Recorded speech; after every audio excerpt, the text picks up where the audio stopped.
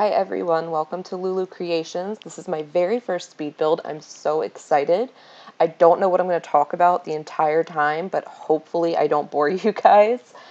When I first started recording, there was a glitch and it said recording not captured, so I lost the initial building of the home, but I'm still working on some of the outside, placing windows, deleting the ceilings so that they can be vaulted inside. So we're good to go there. You'll see me do some of the architecture outside and landscaping. Wow, why did I say architecture? You'll see me do some of the landscaping outside as well as interior design of the home. So I really wanted this home to be a beautifully designed mid-century modern home, but at the same time be practical for gameplay. At least that's what I look for when I'm watching speed builds, is like how well can I bring this into the game for my generation families, because there are some really talented people out there that do some really, really cool tricks, but then whenever I put it into the game, those things aren't very practical. So I like to find a happy medium. Maybe if I get into this a little more, I'll find myself doing the same thing. But honestly, I never saw myself as being someone who would watch speed builds for enjoyment. But I have been building and designing Sims houses since Sims 1. And like where The Sims has come to today with the ability to express yourself with design is unbelievable. I mean, I tell people who ask me, like, you're 24, well, almost 24, why are you still playing The Sims? And I'm like, dude, it's a virtual dollhouse for girls, like, or boys, whoever. I mean, who wouldn't want that? You don't have to put your toys away afterwards. You can just close out of the program. Um, but yeah, so even on Sims 2, I was in the Sims 2 exchange doing those storybooks. So being able to actually make a speed build of my own is pretty cool. I'm not gonna lie. I definitely second guessed it only because I was like, what if people I know in real life find out I do this? But then I was like, wait, Lou, no. Literally everyone that knows you knows that you love to play The Sims. And if they don't, then they don't really know you. So for those of you who may know me as Lulu Beauty doing the makeup videos, I still very much enjoy doing makeup, but I would be kidding myself if I was to say that it's the only passion I have. I mean, I just bought a brand new computer and researched it for months to make sure that it had the correct graphics card and the Intel processor and the solid state drive and a hard drive and all of these details so that I could eventually do what it is I'm doing now. And I would consider that a passion as well, because not many people would care enough, I feel like, if they didn't thoroughly enjoy building and designing homes and wanting to share them, especially because in the community on Origin, you don't really get the detailed photos like you used to be able to in the Sims 2 Exchange. I didn't really use Sims 3 that much. I bought the games, I played the game, I didn't like how the Sims looked. I didn't really care for the Sims 3 at all. It had some very cool gameplay options, but just the overall look of it I wasn't thoroughly impressed with. And I heard that there's a lot of people who didn't really like The Sims 4, and that blew my mind because I think The Sims 4 is so amazing, especially now that we have game packs that make the game even that much more realistic. So hopefully people have changed their mind on that, because Sims 4 is awesome. Right now I'm just finishing up last touches on the roof, and then I'm going to start working on the inside. I didn't really know what to do with this entryway. I didn't want to make it a separate room, so I just went ahead and made it this tall wall. I feel like open concept floor plans is a big thing in mid-century modern homes, and decorating at large and decorating within are two very contrasting design ideas, in my opinion. I'm much better at up close detail. My mom would always give me the chores of like reorganizing closets or shelves or small desk spaces because I excelled so much at paying such close attention to small detail. And I think that's why mid-century modern intrigues me so much. It challenges me to the open concept and the rounded quarters with the one grain. It's so simple yet so loud. And I also finally realized how people did all the clutter in homes.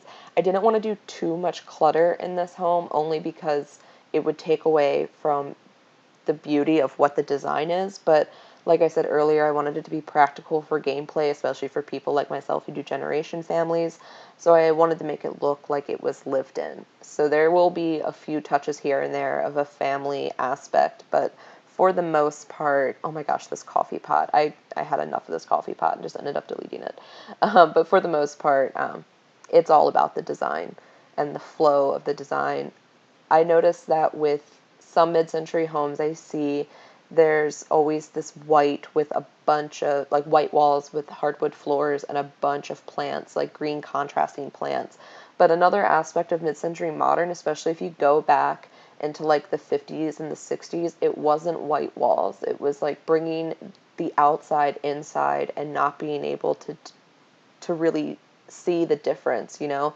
You would have windows that would extend on the roof from the inside to the outside to kind of make it seem like, you know, you're lost in this transition of being outdoors and indoors. And I think that's so beautiful. And that involves a lot of colors, neutral colors, albeit, but definitely colors. So doing the white walls was new for me. I'm not a white wall person. You'll never really see white walls in my Sims houses, nor in my actual house. I painted my living room in my actual house this rustic orangey red, and I know so many of my friends were like, why did you do that? But once I got all of the rest of my design pieces together, I felt like they understood where I was coming from, especially my one friend. She's like, you just don't belong in this generation. So the white walls was definitely a little bit of a challenge for me. I wanted so badly to put tile in or to put wallpaper in or just something, but I made it work. Hopefully you guys like it. Finishing up a little bit of the kitchen now. Also, I'm about to be putting a picture on the wall next to the refrigerator, and I don't know if you noticed those two little square rooms. One was supposed to be a guest half bath, and the other was supposed to be a kitchen pantry. Clearly forgot about that plan when I was designing. So the pantry had to go. Eventually you'll see me knock down that wall in between the bathroom and the pantry just to make it all one big bathroom, which I think turned out for the better because I could add some more bathroom details. I never really get a chance to add bathroom decorations, which is pretty cool. Oh, and the dining room. So I could not make up my mind on this dining room table for the life of me. I wanted so badly to go with the glass countertop and the white trim that seemed very obvious, but I didn't want to do that. I wanted to keep it fresh, and should have gone with my gut with these chairs because I go through all of these chair designs, changing the colors, changing the look, and eventually I just go back to those first set of chairs that I put in. I even take a break from doing the chairs and try and figure out some type of hutch just to kind of deter my mind off of that decision that I clearly couldn't make. But then I realized in mid-century modern designs, well, where I was going for in the era of like the 50s and the 60s, there weren't any hutches. They were all server tables and server chests. So then that goes too, and then I put a chest in. Also, did you guys grow up with servers? Because none of my friends did. They all kind of had dining room sets with china cabinets and hutches, but I guess it's because my dad was a furniture finisher, so we always had very, very dated pieces of furniture. And our dining room set, we had a server and a buffet. And when you think of buffet, you think of something where you put a bunch of food out, but a buffet is actually like this really small little dresser looking cabinet that you put like your napkins and your napkin holders in, and I guess whatever else you want to put in. I eventually delete this tree thing, thank goodness. Really loving these from City Living, these wall arts. But then I also forgot that the third wall art closer to the patio door is supposed to be an entryway for the master bedroom. So I eventually delete that as well. Oh, look, here's right where I realized it's a hutch, it's a server, not a hutch. So way to go, Olivia. But yeah, so I realized that I have to actually delete that wall art and put in a space to go into the master bedroom. So that's good. I'm glad I remembered that as well. I also just recently learned the 9 and the 0 key for lifting and lowering. So that's really cool. I've clearly been doing a lot of research to be able to do these speed builds. Before, I don't even know how I was decorating my houses without all of these tools and tricks, because it makes it so much more authentic. And part of me would feel like, oh my gosh, I'm putting in a cheat and I'm cheating the game, but this is what the creators intended us to do. If they didn't, then they wouldn't have created the option to put these cheats into the games, you know? I was going to make this a sitting room and just kind of have it like, a nice little entry sitting area. But then I realized that I wanted this to be practical for gameplay, and Sims totally need a TV whenever you just need that quick, fun activity when they're feeling bored. So I do add a TV in, and I'm so glad I got rid of this rug, because even though it looks okay, the white rug is just not vibing with this room. Really glad I went with that neutral. And as you can see here are the colors, the orange and the salmon and the patterned chair with the wood grain finish. That's the kind of look that ties into the dining room that I'm really liking. There's the TV. And then I just add some clutter because I learned how to, well, lights, but then I eventually get to clutter. I really don't add too much clutter into this house. One of my houses that I uploaded about a month ago, it took me 4 days to finish decorating it because of how much clutter I put into it. But it was like a country home, and I definitely wanted to feel like it was lived in for years and years and years. And I don't know if you guys grew up with this, but like my parents, being in a house for 10 years, there's just so much stuff that accumulates, especially being one of 3 children. And you just can't help it. And things are constantly moving around. With this foyer, I was like, okay, I can't do a traditional, entryway with the coat rack and whatnot. I don't even know what I was doing here. Oh, I was checking the vaulted ceilings to see if you could actually see the mirror. But then I was like, I'll just get a regular size mirror. Why am I making this complicated? But yeah, I wasn't sure how to decorate this foyer without making it seem like it didn't belong in this style of home, but I think the bookshelf worked with the little umbrella rack from Seasons. If you guys haven't got Seasons yet, I really think you should, only because there are some packs like fitness stuff, or Jungle Adventure, that's a perfect example. Jungle Adventure, I didn't get it for the longest time, but so many people were so pumped because it seemed like an entirely new activity for your Sims to do in game. But what I think of when it comes to game packs in The Sims is like, what is going to make it seem that much more realistic? Going back to the whole virtual dollhouse thing that I was saying earlier, where Seasons adds this element of life that just makes it all the more real. You have the blizzards and you have the unpredictable weather and the heat waves and freezing temperatures, and you can even adjust that depending on what world you're in. So if you're in the desert, then you're not going to get snow, and you're able to adjust that. So I think that's so cool. Just saw me fix that archway for the master bedroom, and now these are the 2 other bedrooms.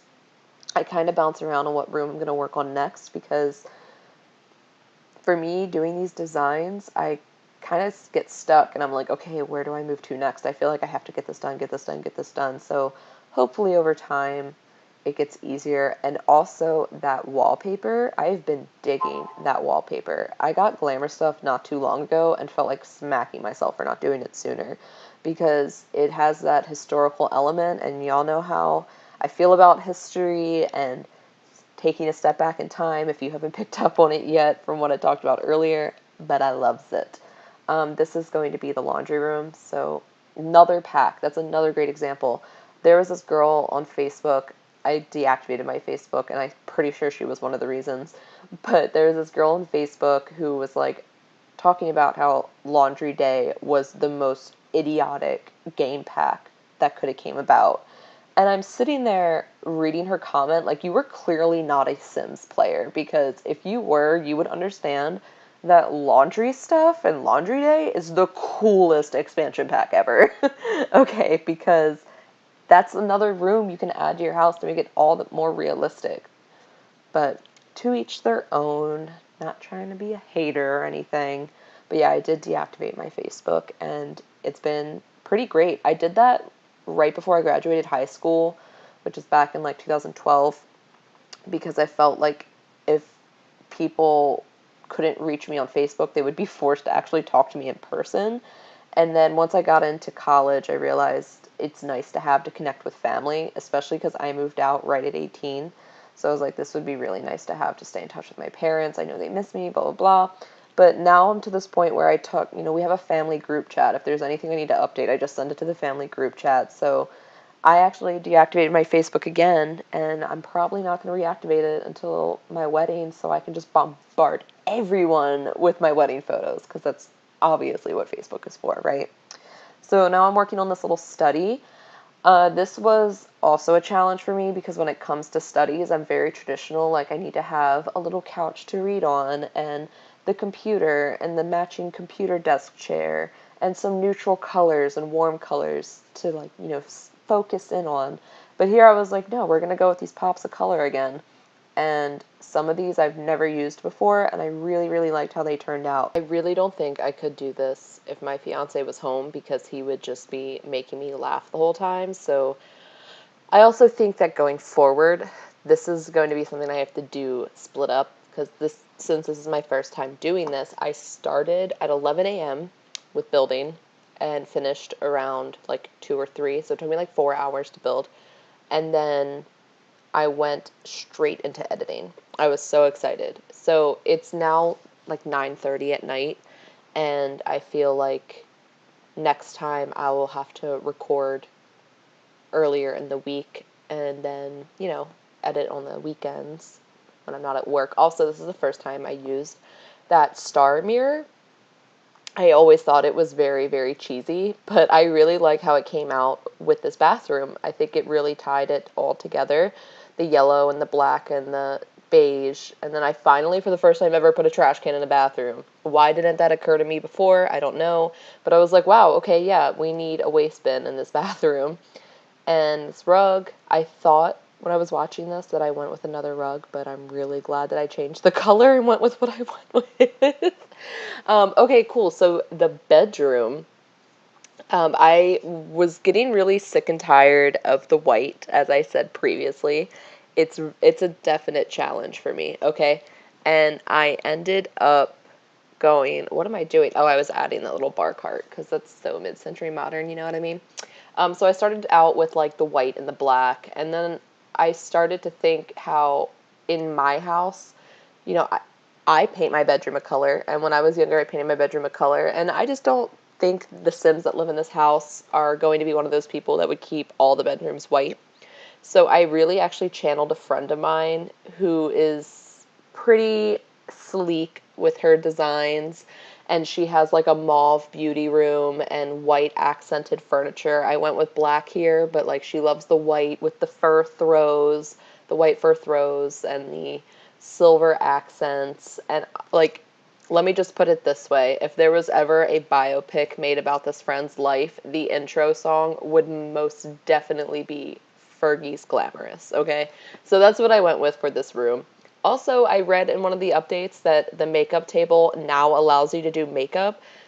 Am I missing something? Because my Sims have never actually sat down and done makeup before. Maybe that's just me. Maybe they were kidding. They're pretty sassy with those update recaps. That's another thing I started doing recently was actually reading the update recaps. They're hysterical. I don't know if you guys actually read those, but the guy who writes it, I don't know if it's multiple people or one person, but that guy is hilarious, okay? And now we're moving on to the master bathroom. I'm going to be frank with you guys, I hate this room. I really didn't like how it turned out, but I got so sick of trying to rearrange it and decorate it that I just left it and moved on. And I ended up putting up these really, really big photos to take up some of the wall space because maybe I was just getting burnt out from decorating like room after room after room, but I really just wasn't feeling this. And so, yeah, how it turns out is how it turns out, and you guys are more than welcome to redecorate this however you please when you download it. Speaking of which, please go to the gallery and download this. That would be really cool. So yeah, I just kind of give up on that room, throw a rug in, move on, gotta get the hamper. And then from here, I jump over to the kids' rooms. So I didn't really know what type of family. Oh, wait, hold on, pause. I actually had to decorate this hallway because it is such a huge pet peeve of mine when I go into someone's house and there's a bare hallway. Like, that's so much wall space to hang photo collages or wall art or even just put in like a rug. I mean, I feel like people really don't have bare wall space in their hallways, but there's so many houses I download on the gallery and the hallway is bare and it takes like 5-10 minutes just to add a few things. So that's what I did here. And then I jump on over to the rooms. Like I was saying before, I don't really know who would be living here. I started off with just making a teen girls room. And when I'm making kids' rooms on The Sims, I don't like making kids' rooms look very proper and matching. Growing up, I had a iron wrought twin pull-out bed and some random dresser set, and I also had a radio on some random shelf, and then an all-in-one DVD player within a TV on top of my dresser. And then there was a Munsters tin lunchbox collectible on a shelf that collected so much dust because my mom would not let us open it. And that also really just goes to show my interest with the Munsters. Like, if you don't know what the Munsters are, please do your favor and go watch them. Yes, it's in black and white, but also, yes, it's a hilarious show. I love that. So things like that to show that the room has been lived in through the years, because when you turn 13 and you become, a teeny bopper, you don't just all of a sudden throw out everything before you were 13. You just kind of rearrange some stuff. So you might get rid of the toddler toys or the Tigger stuffed animal, but you're still probably going to have that purple desk that's chipped and got nail polish on it and marker from the time that you thought it would be totally cool to write on it. So that's what I try to emulate here. If you know what I mean, but then also add some teenage aspects like the candles and the string lights, because I swear, like, by the time I hit 10th grade, every female in my high school had string lights in their room. Like, it was almost taboo, but whatevs, to each their own. I had some version of string lights. They were more like little lantern balls that I bought from the dollar store because my mom was not going to buy me string lights for my room. She was just kind of like, what? Also, does anyone else think of Daft Punk when they see that black poster? Because I most certainly do. So here, there's where I got to use my white rug, which was pretty cool because it fit, I think, really well in there. So with the other room, I wasn't sure if it would be like a family with two girls or a teenage girl and a little boy. So I tried to do it very gender neutral, but also I wanted it to be a little darker because I felt like the teenage girls room was very, very girly and very stereotypical, and I just didn't want to be stereotype all the way around. So this room has like mixes of like tomboyish yet feminine in a way. Pretty simple child's room, nothing out of the ordinary. You got a bookshelf, you got a chair, you got a little hamster cage, which I put right next to the bed and later thought about it. No one would do that. It would stink, and then you'd have to sleep right next to it. Oh, look, and there's the toddler shoes and the kids mirror, because clearly this child did not just say, hey, I'm 9 now, so it's time for me to go and get rid of anything that may have represented that I was once a toddler. Like, no, that doesn't happen. So with the bathroom, I did the pink wallpaper, same wallpaper I use in all the bathrooms because I'm loving it. And I actually put a hamper in the bathroom and not in the bedrooms on purpose because I thought it would make it more authentic, where if you have laundry day, you know that every time your Sims change clothes, there's a pile of laundry that goes on the floor if they don't have a hamper in the room. So because they're children, I figured don't put a hamper in the room so that clothes do go on the floor and then they have to go do laundry and gain that responsibility skill. You know what I mean? If you don't know what I mean and you just use Sims to like design, then just ignore all of that and put a hamper in the bedrooms if that makes you feel better. Okay, so now I'm moving on to the patio, and let me just tell you, anytime I do a patio, I'm at a loss for words because I don't know where to begin, so I start to section off in pieces. So I immediately hone in on one area of the patio and begin to focus on the small details of that area, but like with a patio, I kind of don't it's out of my element. Definitely a challenge for me. So I added this pool thing. Wasn't really sure what I was going for. Okay, let me restart that sentence. I was definitely influenced by a courtyard that I see in a lot of classic mid-century modern homes. It's usually a room within the center of a house that's completely surrounded by windows, and then you go into the room and there's an open ceiling, so it's like outside within a home. And I will definitely try and do that in some other mid-century modern home builds, but this one I just kind of went with the, accent water.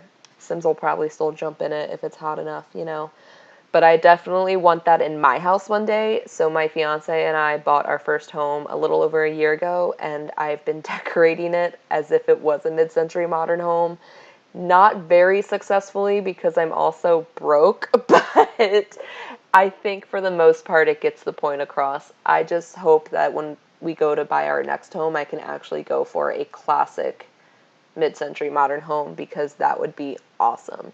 Also, a really weird thing happened over here with this fence. I really regret that I did this, but I tried to add a gate because I thought it would be more authentic for a backyard if they could get out by the garage door as well. And as soon as I did that, the things went away, like the fence went away, and I spent like the next 20 minutes trying to get it to come back, but then if I closed it in, then the backyard leveled up like a patio.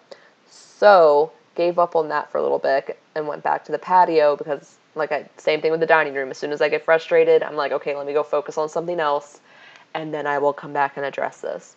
So I'm actually going to edit out all of my attempts to get that fencing back around that little patio square. I'm just really glad I recorded it so that there's evidence it worked at one point. And the gate just kind of ruined it, so we won't talk about that. There's a little flower arranging station. Never used that, but we'll see. Got a little swing set, a little play area. I don't really know what to put in backyards anymore, so I just put a bunch of kids stuff because I'm not the best at them. So, okay, here is where I'm trying to mess with the patio again.